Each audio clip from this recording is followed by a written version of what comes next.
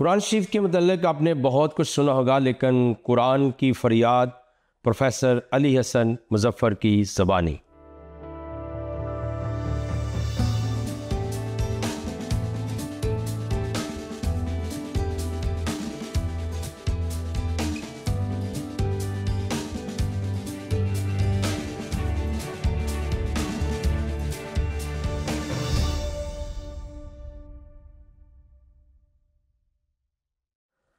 प्यारे नाजरीन, प्रोग्राम दोस्ती का हाथ भाई सदीक के साथ मैं हूं आपका मेज़बान पास्टर सदीक पॉल। आप सबों की खिदमत में शालोम, सलाम और अस्सलामु अलैकुम वरहमतुल्लाहि वबरकातुहू। हस्ब साबिक अपने प्रोग्राम का आगाज़ हम इस दुआए खैर के साथ कर रहे हैं कि आप जहां कहीं पर भी हों सलामती के साथ हों और खुदा ताला की ज़ात क़ुद्दूस आपको बेपनाह बरक़ात से और अपने फ़ज़ल से हमेशा नवाजता रहे। आमीन सुम्मा आमीन। हमारा मौजू है आज की इस नशिस्त में, आज के प्रोग्राम में कुरान की फरियाद, और ये मबनी है प्रोफेसर अली हसन मुजफ्फर साहब की किताब कुरान की फरियाद पर। यानी यहाँ से हमने ये टॉपिक लिया है। और पिछले हफ्ते आपने तारफ़ सुना कि कुरान की फरियाद, कुरान की चीख, कुरान की पुकार, कुरान का बेबसी का अलमिया जो है वो क्या है। और ये कहने वाला ना कोई पादरी है, ना ही कोई यहूदी रबी है, और ना ही कोई ग्रंथी है सिख मज़हब का, और ना ही कोई पंडित है, बल्कि बहुत ही पढ़े लिखे मायानाज प्रोफेसर अली हसन मुजफ्फर साहब की ये किताब है। जो कुछ भी हम कह रहे हैं वो इस किताब के अंदर से कह रहे हैं, और जो कुछ भी कहना चाहेंगे वो भी इसी किताब के अंदर से होगा। लिहाजा हमारे लिए आप कोई बुरा ख्याल अपने दिल में ना रखिए, वरना आपको पता है मेरी आदत है कि मैं हमेशा कहता हूँ कि जब तक मज़ाहिब की किताबों को पढ़ते नहीं, आप मुताला नहीं करते, उनके ऊपर आप तबसरा ना करें, या आप नहीं कर सकते हैं, बल्कि हमें किताबों को पढ़ना चाहिए। यस, किताब को मुताले में लाने के बाद आपका पूरा हक है कि आप जो भी तबसरा उसके ऊपर करना चाहें, उस मौक़िफ़ को आप तस्लीम करें या उसे रिजेक्ट कर दें, ये आपका पूरा हक है। लेकिन आगे बढ़ते हैं हम अपने मौजू में, कुरान की फरियाद। तो आज मैं प्रोफेसर अली हसन मुजफ्फर साहब ने जो कुछ लिखा है वो सुनने के काबिल है। एक टाइटल उन्होंने दिया अपनी किताब में, जैसे जैसे आप पेजेस आगे टर्न करेंगे, उनको पलटेंगे, और आप ये देखेंगे वहाँ लिखा अथॉरिटी।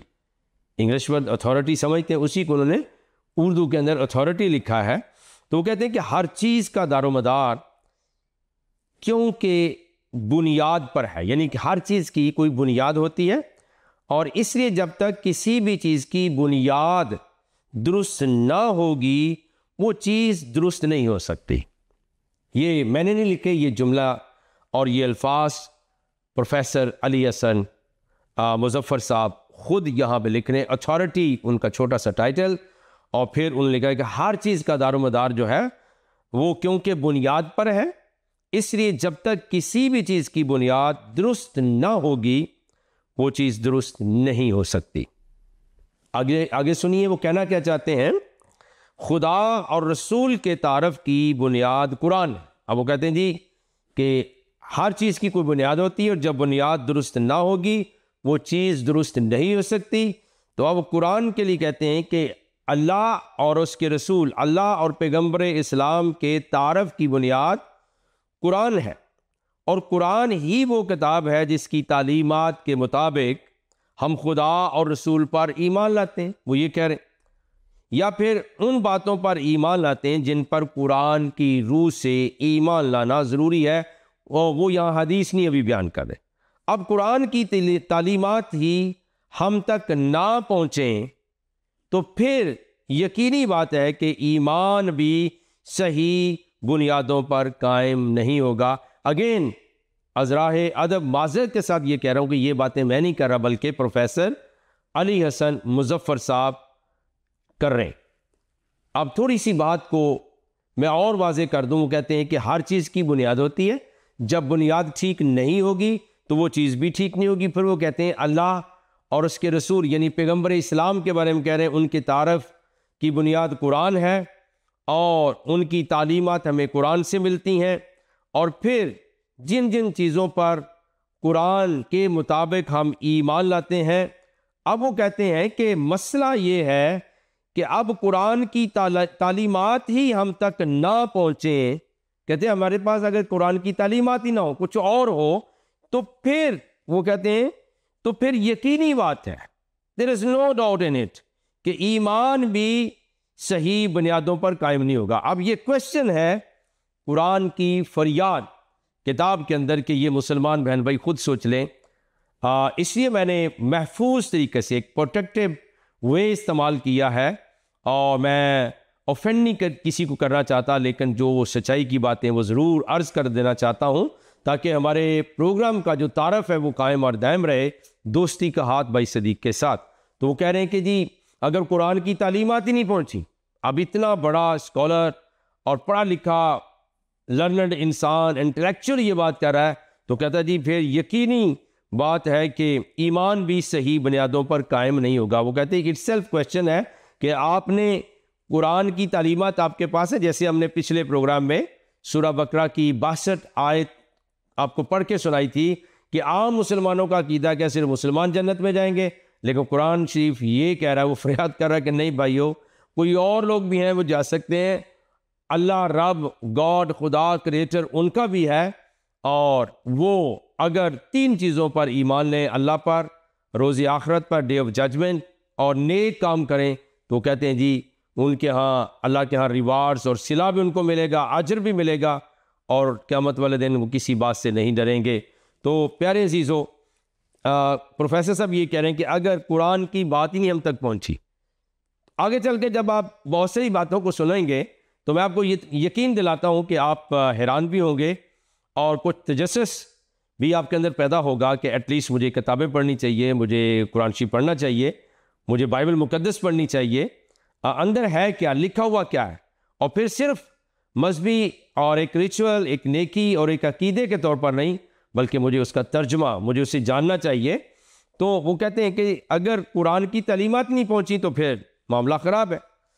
इस किताब में मैंने, वो लिखते हैं, इस किताब में मैंने ईमानदारी से कुरान की वो तालीमात फराहम करने की कोशिश की है जिसका जानना हर मुसलमान के लिए ज़रूरी है। इतना बड़ा दावा कर रहे हैं जी, इस किताब में मैंने ईमानदारी से कुरान की वो तालीमात फराहम करने की कोशिश की जिसका जानना हर मुसलमान के लिए ज़रूरी है। इस सिलसिला में कुरान को अथॉरिटी के तौर पर पेश किया। कहते हैं अथॉरिटी के तौर पर मैंने कुरान को पेश किया है, ताकि किसी भी मसलक, अब मसलक क्या है जी, सुन्नी मसलक, शिया मसलक, वहाबी मसलक, अहले हदीस मसलक, चकड़ालवी, देवबंदी, और पता नहीं ज़िक्री और फ़िक्री, और पता नहीं कितने कितने मसलक हैं। कहते हैं मैंने इस सिलसिले में कुरान को अथॉरिटी के तौर पर पेश किया है, ताकि किसी भी मसलक, फ़िरके या ग्रोह को किसी किस्म के एतराज़ की गुंजाइश ना हो।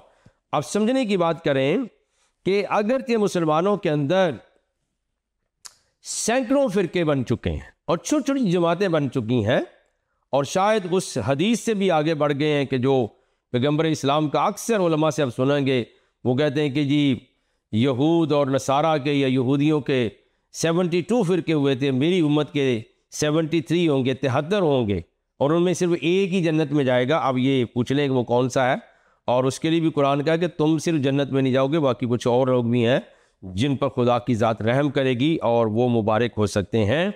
तो वो कहते हैं कि ताकि किसी भी मसलक, मैंने कुरान को अथॉरिटी क्यों बनाया है, ताकि किसी भी मसलक, फ़िरके या ग्रोह को किसी किस्म के एतराज़ की गुंजाइश ना हो। लेकिन इस पूरी तहरीर से, ये इस छोटे से पैसेज से पता चलता है कि प्रोफेसर साहब हदीस को अथॉरिटी नहीं मानते हैं, क्योंकि उन्होंने खुद पहले प्रोग्राम में हमने अर्ज़ कर दिया था, वो कहते हैं कि अगर हदीस हो और वो कुरान से टकरा रही हो तो वो उसको झूठा समझा जाए और उसको आप कबूल नहीं करेंगे, उसका कोई फ़ायदा नहीं। तो अब ये बड़ी ज़बरदस्त बात उन्होंने की, मैंने नहीं की, बल्कि वो कह रहे हैं। अब आगे देखिए, हकीकत ये है, अब हकीकत क्या बयान कर रहे हैं, हकीकत ये है कि सिवाय कुरान के कोई किताब गलती से पाक नहीं, खा उसका ताल्लुक दीनी अलूम से है या दुनियावी अलूम से है। अब वो कहते हैं जी हकीकत ये है कि सिवाय कुरान के कोई किताब गलती से पाक नहीं है। अगर, चूँकि यहाँ उन्होंने लिखा नहीं, अगर उनका इशारा बाइबल मुक़द्दस की तरफ है, तो बाइबल मुक़द्दस की सदाकत पर तस्दीकुल किताब मेरे लेक्चर का नाम है, आप वहाँ सुन सकते हैं। आप देखिए कि तस्दीकुल किताब में मैंने क्या कुछ बाइबल मुक़द्दस की सदाकत, वाक़तन खुदा का कलाम और इल्हाम, बाइबल मुक़द्दस गलतियों से पाक है। मैं इस बात में प्रोफेसर अली हसन मुज़फ़्फ़र साहब से इत्तेफाक नहीं करता। ये खुदा का कलाम और इल्हाम है और ये पाक रूह के वसीले से है। बहरकैफ हम आगे बढ़ेंगे, और अगर उनका जो इशारा है वो इस बात की तरफ है कि खा उसका तल्लक दीनी इल्म से या दुनियावी इल्म से है, मुसलमानों की तरफ है, तो वो हक बजानब होंगे। आगे लिखते हैं, इसी तरह स्वाए मोहम्मद के कोई शख्स गलती से पाक नहीं, खा वो दीन का इमाम है या दुनिया का मुफक्कर। अब मेरा ख्याल उन्होंने बड़ा स्मार्टली जो है यहाँ लिखा, उन्होंने लिखा है कि इसी तरह स्वाए मोहम्मद के कोई शख्स गलती से पाक नहीं, खा वो दीन का इमाम हो या दुनिया का मुफक्कर। अगर वो ये बात अपने अकीदे के मुताबिक कहते हैं कि दुनिया का इमाम या मुफक्कर, तो वो कहते रहें, लेकिन मैं गुजारिश करता चला जाऊं, अगर उनका इशारा कहीं किसी और नबी की तरफ है जो कि उन्होंने नहीं लिखा है, तो आज मैं आपकी बरकत के लिए बात बयान कर दूं कि इवन पूरे कुरान शरीफ के अंदर एक हस्ती है जिसको बेगुनाह कहा गया है, और वो हस्ती कौन सी है? आइए ज़रा मैं आपके साथ शेयर करता चला जाऊं, और आप हैरान होंगे कि अगर किसी के दिल में भी ये ख्याल हो कि जनाब सिर्फ पैगम्बर इस्लाम पाक है और बाकी को है नहीं, तो मैं आपके सामने जो अर्ज़ करने लगा हूँ वो ये है कि कुरान शरीफ के मुताबिक सिर्फ एक हस्ती है जो गुनाहों से पाक हैं, और बाकी आप ख़ुद से जो है वो अंदाज़ा लगा सकेंगे कि बाकी के मतलब आपको क्या कहना चाहिए या कैसा होना चाहिए। तो वो जो हस्ती है वो जनाब हज़रत यसु अल मसीह की है, और ये हवाला कहाँ पर ज़िक्र है, कुरान शरीफ मज़कूर है, ये सूरा मरियम है, 19वीं सूरा है, और उसकी आयत नंबर जो है वो भी 19 है, 19। उसमें लिखा है, काला इन्नमा अना रसूल रब्बे के, यानी उस वक्त फरिश्ता ने कहा कि मैं तुम्हारे परवरदिगार का भेजा हुआ हूँ, और ला आहबा ला के गुलामन ज़किया, और मैं इसलिए आया हूँ कि तुझे बेगुनाह लड़का बख्शूँ, तुझे बेगुनाह बेटा बख्शूँ, तुझे बेगुनाह जो है लाखता और हर कमज़ोरी से पाक। और उसके लिए कुरान शरीफ ने जल्फाज इस्तेमाल किए हैं, लाहबा ला के गुलामन ज़किया, और इंग्लिश में इसको लिखा है that I may बिस्टॉव on the अ फाल्टलेस सन। उसका ना कोई फॉल्ट है, सिनलेस भी है, फॉल्टलेस भी है, क्राइमलेस भी है, और कई एक तराजम के अंदर इसका तर्जुमा ये किया गया है मोस्ट होली, मोस्ट प्योर भी है।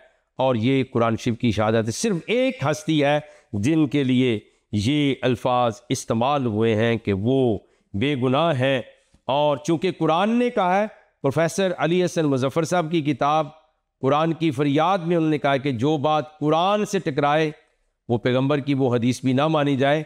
लेकिन बुखारी के अंदर हदीस मौजूद है, इसी कुरान की आयत के तहत पैगंबर इस्लाम ने खुद एक्नॉलेज किया और बयान किया कि दुनिया में जितने भी बच्चे पैदा होते हैं उनको इब्लीस छूता है, लेकिन एक हज़रत यसु अल मसीह और एक उनकी वालदा है जिसको इब्लीस नहीं छू सका है। जिसका मतलब ये हदीस भी एक्सेप्टेबल है मेरे लिए, और कुरान शरीफ की जो आयत है वो गौर व फिक्र के लिए मुसलमान बहन भाइयों पर छोड़ता हूँ कि ये दोनों बातें आपस में टकराती नहीं हैं।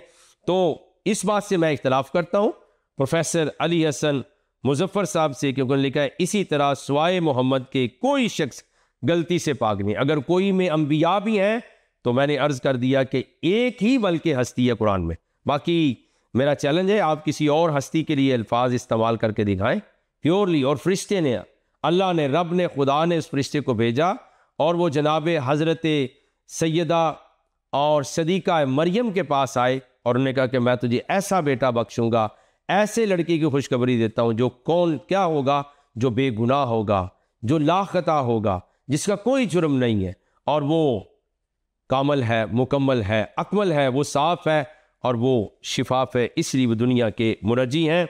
अगर प्रोफेसर अली हसन मुजफ्फर साहब का मतलब ये है कि इस तरह सिवाय मोहम्मद के कोई शख्स गलती से पाक नहीं, खा वो दीन का इमाम है, ये दुनिया का मुफक्कर, तो वो अपनी अकीदत में ये कह सकते हैं या उनको पता होगा। लिहाजा आगे क्या लिखते हैं, लिहाजा किसी के नज़रिए या अकीदे पर, ठीक है, ईमान लाने से पहले ये जान लेना ज़रूरी है कि क्या वो कुरान की तालीम के मुताबिक हैं या नहीं। वो हदीस को यहाँ काउंट नहीं कर रहे। वो कहते हैं जी अगर कोई मुसलमान आपको जो है वो दावत देता है, लिहाजा किसी के नज़रिए या अकीदे कि शिया हो जो, सुन्नी हो जो, वहाबी हो जो, इस्लाम को कबूल कर लो, तो वाज खुद लिखते हैं कि ईमान लाने से पहले क्या करना है, ये जान लेना ज़रूरी है कि क्या वो कुरान की तालीम के मुताबिक हैं, वो खुद कुरान की तालीम के मुताबिक हैं या नहीं।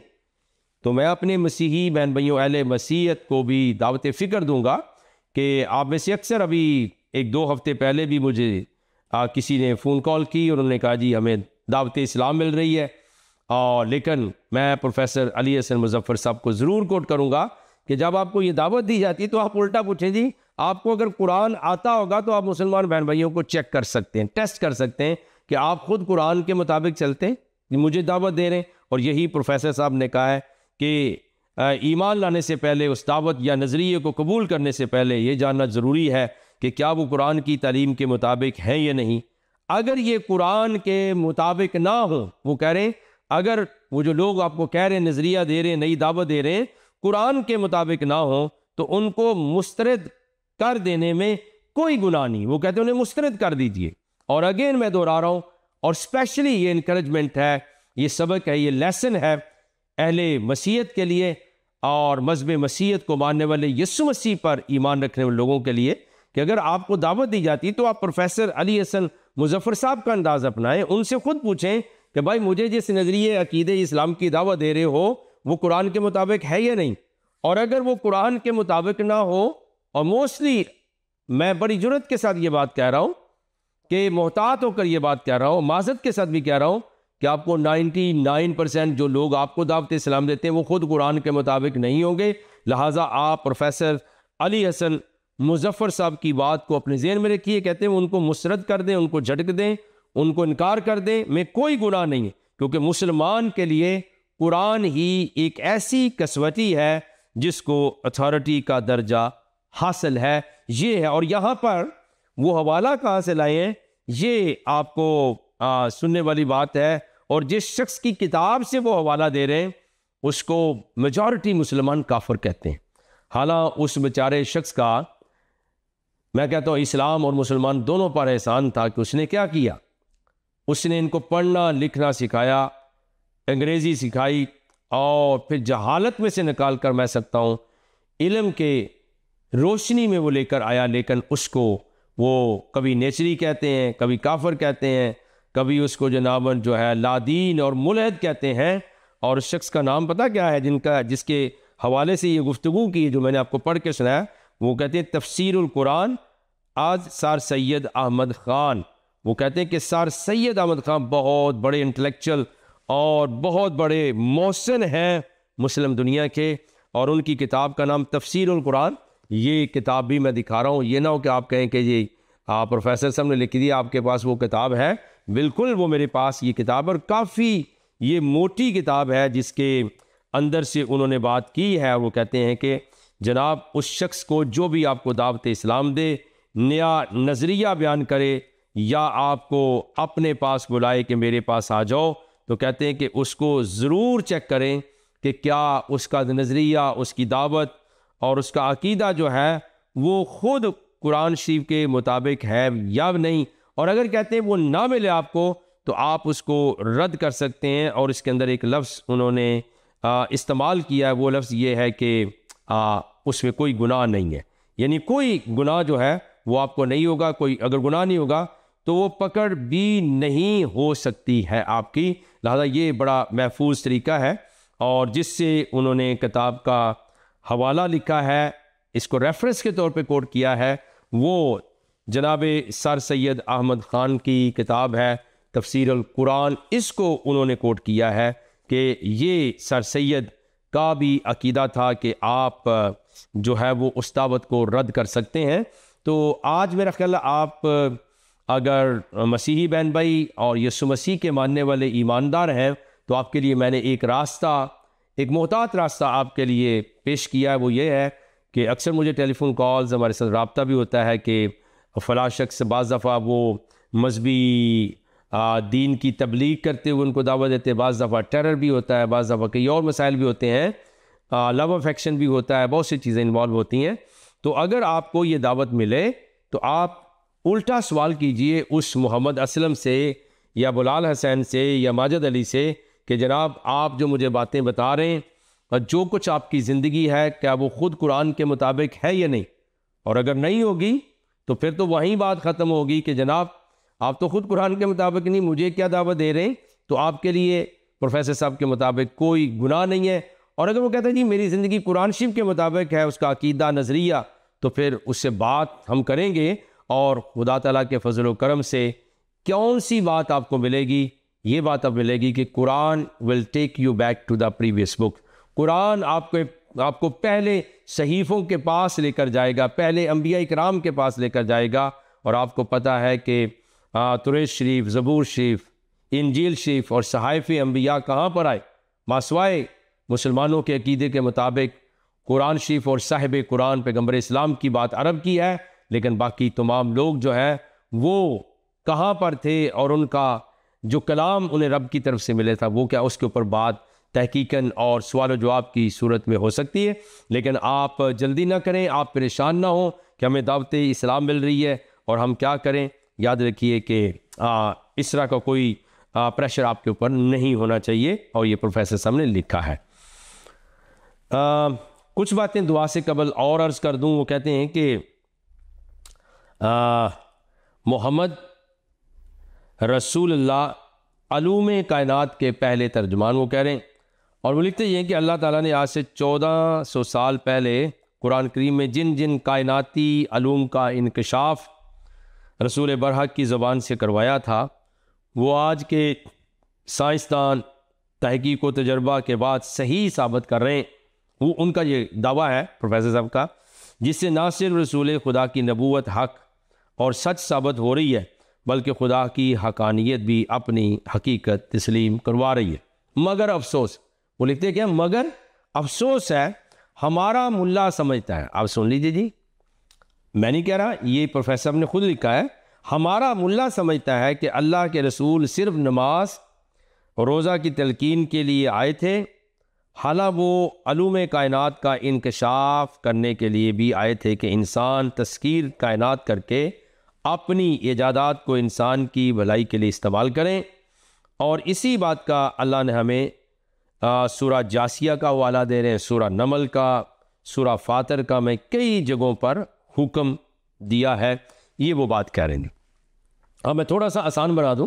वो कहते हैं कि जितने भी अलूम हैं, जिन जिन कायनाती अलूम का इंकशाफ हुआ है और वो पैगम्बर इस्लाम के वसीले से हुआ है, तो मेरी दावत फ़िक्र मौजूद है कि अगर ये बात प्रोफेसर साहब की सत्य है तो मुसलमान हमेशा वेस्ट की तरफ क्यों देखते हैं, गुरों की तरफ क्यों देखते हैं? कोई इजाज़त तो उन्होंने की नहीं, इन्वेंशंस हुई नहीं, यूनिवर्सिटियाँ उनके पास नहीं हैं, पीएचडी का नोबल प्राइज़ और पीएचडी करने वाले नोबल प्राइज़ लेने वाले जो है वो दुनिया में सबसे ज़्यादा कौन है? आला तलीम याफ्ता बड़े बड़े साइंसदान जो है। अभी कोरोना की वबा से हम गुज़रे हैं, कुछ वक्त पहले आप देख लीजिए 2-3 साल पहले, उसके अंदर किन्होंने हेल्प की। तो ये सारी बातें जो है जनाब, अगर ऐसी बात है कि तमाम तर अलूम का इंकशाफ हो गया है तो उसके ऊपर फिर क्यों नहीं आप तरक्की करते? जो चीज़ें भी हैं, हत्ता कि मैं आज कोट करना चाहूँगा, बहुत ही मशहूर जर्नलिस्ट है, वो कंट्रोवर्शियल भी हैं, उनके ऊपर बहुत से लोगों का इख्तलाफ भी है। हसन निसार साहब को आप ज़रूर यूट्यूब को क्लिक कीजिए और उनका नाम डालिए और उनको जो है मुसलमानों के मुतल्लिक जो गुफ्तगू आप सुने वो कहेंगे एक सुई नहीं आप बना सकते हैं। वो तो चीज़ों का नाम लेकर बनाते हैं कि जनाब आप मोबाइल नहीं बना सके, कुछ नहीं। तो मैं नहीं कह रहा, हसन निसार साहब को मैं कोट कर रहा हूँ। यूट्यूब का चैनल मौजूद है, आप उनका नाम डालिए और उनकी गुफ्तगू को सुनिए, आपको तसल्ली हो जाएगी। जैसे कि हमने पिछले प्रोग्राम में डॉक्टर इसरार अहमद साहब मरहूम को भी कोट किया था।